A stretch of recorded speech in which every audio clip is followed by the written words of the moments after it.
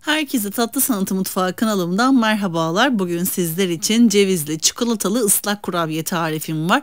Bu tarifi çok beğeneceğinizi düşünüyorum. Çayın kahvenin yanına hemen şipşak hazırlayabileceğiniz muhteşem lezzetli bir kurabiye tarifidir. Üstelik uzun süre bayatlamayan, derin dondurucuda da muhafaza edebileceğiniz şahane bir tarif. Öyleyse fazla vakit harcamadan hemen tarifime geçelim. Öncelikle uygun bir kabımızın içerisine 1 çay bardağı sıvı yağ ekleyelim.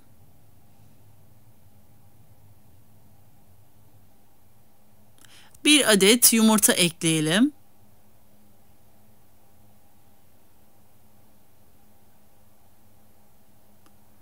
1 su bardağı pudra şekeri ekleyelim. Pudra şekerine dilerseniz toz şekeri de ekleyebilirsiniz. 4 yemek kaşığı dolusu mısır nişastası ekleyelim. Spatula yardımıyla bu malzemelerimizi önden bir karıştıralım. Mısır nişastası yerine dilerseniz buğday nişastası da kullanabilirsiniz. Tercihe bağlı, fakat mısır nişastası kurabiye hamurunuzu daha kıyır kıyır olmasını sağlayacaktır. O yüzden ben kurabiye tariflerimde nişasta ekleyeceğim zaman mutlaka mısır nişastasını tercih ediyorum.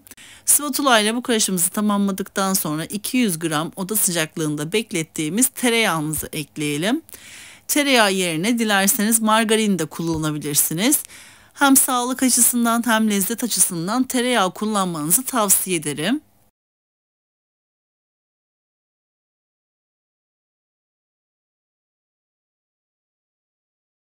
Bir yemek kaşığı ceviz ezmesi ekliyorum. Eğer ceviz ezmesi hazırlayamazsanız eklemeseniz de olur. Sade bir kurabiye hamuru hazırlamış olursunuz. Tarifimde 4 su bardağı un kullandım. Fakat azar azar eklediğim için parça parça ekledim. Sizler bu şekilde izleyebilirsiniz. Olabildiğince tüm malzeme ölçülerini su bardağı ölçüsü veya kaşık ölçüsüyle sizlere anlatmaya çalışıyorum. Hemen 4 su bardağı unu eklemenizi tavsiye etmem. Çünkü azar azar unu eklersek daha güzel sonuç alabiliriz. Bazen yumurtanın büyüklüğüne, küçüklüğüne göre bu oran değişkenlik gösterebiliyor veya unun markasına göre bile bu oran değişiklik gösterebilir. O yüzden azar azar kontrollü bir şekilde unu eklemenizi tavsiye ederim. Ben toplamda 200 mililitrelik su bardağı ölçüsünde 4 su bardağı un kullandım. Spatula ile karıştırdıktan sonra elimle de güzelce kurabiye hamurumu yoğuruyorum. Elle yapışmayan yumuşak kıvamlı bir kurabiye hamuru hazırlıyorum. Bu aşamada 1 paket hamur kabartma tozu ve 1 paket toz vanilya ekliyorum.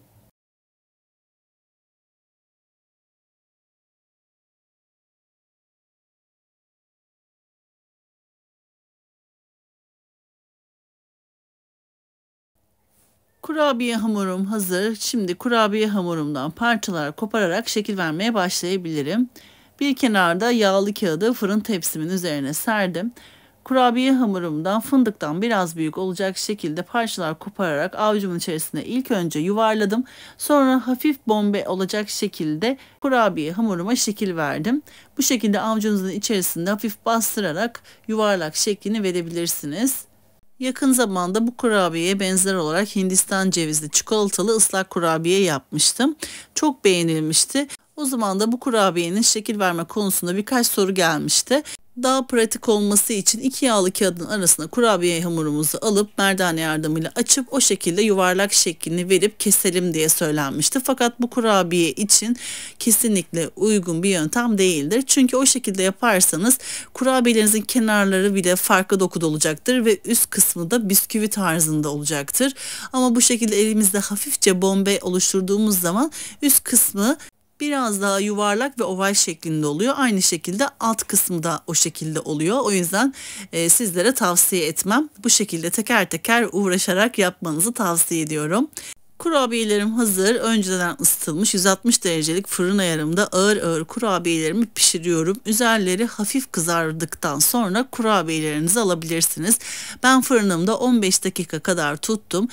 Ağır ağır pişirmemizin sebebi ise kurabiyelerimiz hafiften rengini kaybetmeden hafif kızarması gerekiyor. Çok fazla kızartırsak sert olur. O yüzden mutlaka kontrollü bir şekilde 15 dakika olduğu zaman kurabiyenizin üstünü ve alt tabanının hafiften pembeleştiğini gördüğünüzde fırından alabilirsiniz.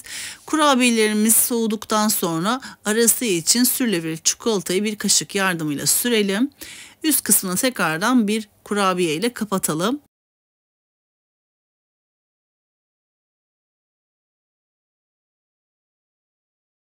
Kurabiyelerimiz bu şekilde hazır. Dilerseniz bu şekilde bile sunum yapabilirsiniz ama lezzet olarak çok farklı oluyor.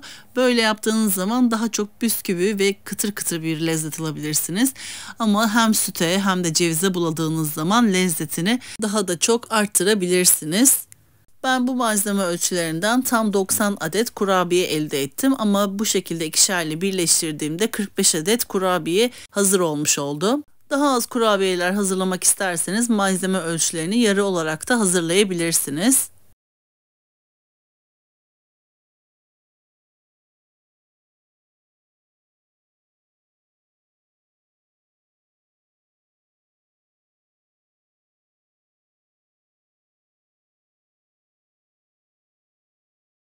Şimdi en eğlenceli kısma geçiyoruz. Lezzetini daha da lezzetlendirmek için kurabiyelerimizi teker teker süte batırıp hemen ardından cevize buluyoruz. Ben robotumdan cevizimi çektirdim. O şekilde hazırladım. Gördüğünüz gibi toz halinde ceviz olması gerekiyor. Kurabiyelerimizi sütün içerisinde yaklaşık 5-6 saniye kadar tutalım. Sonrasında cevize bulayalım. Sütün içerisinde kurabiyelerimizi fazla tutarsak çok fazla ıslak olur. 5-6 saniye kadar tutmanız yeterli olacaktır. Bu tarifimi dilerseniz fındıklı olarak veya bademli olarak da yapabilirsiniz. Her iki türlü de daha önce yaptım ve çok lezzetli oldu.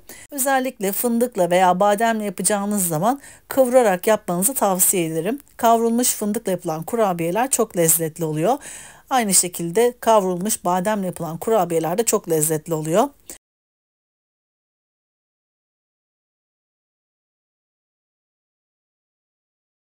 Kurabiyelerim hazır. Şimdi hemen bir sunum tabağına kurabiyelerimi dizip sizlere yakından iç dokusunun kıvamını ve lezzetini gösterip anlatmak istiyorum. Gerçekten yiyen herkes çok beğendi. Çok lezzetli bir kurabiye oldu. Görüntüden de anlaşıldığı üzere şahane kurabiyeler. Sizler yakından kurabiyenin iç dokusunun kıvamını izlerken küçük bir hatırlatmada bulunmak istiyorum. YouTube kanalıma henüz abone olmadıysanız YouTube kanalıma abone olmayı, paylaştığım videolarıma beğeni bırakmayı lütfen unutmayınız. Gün aşırı yepyeni tariflerimi kanalımda sizler için paylaşıyorum. Anında haberdar olabilmek için bildirim zilini lütfen açınız. Böylelikle yepyeni tariflerimi ilk siz görmüş olacaksınız. Eğer bu tarifimi ve videomu beğendiyseniz eğer sevdiklerinizle paylaşabilirsiniz. Bu tarifimi denedikten sonra yorum kısmına mesaj yazarsanız böylelikle tarifimi henüz denememiş olan kıymetli takipçilerim için fikir olmuş olacaktır. Şimdiden destekleriniz için çok teşekkür ediyorum. Bir sonraki tarifimde tekrardan sizlerle görüşmek üzere. O zamana kadar kendinize çok iyi bakın. Hoşça kalın.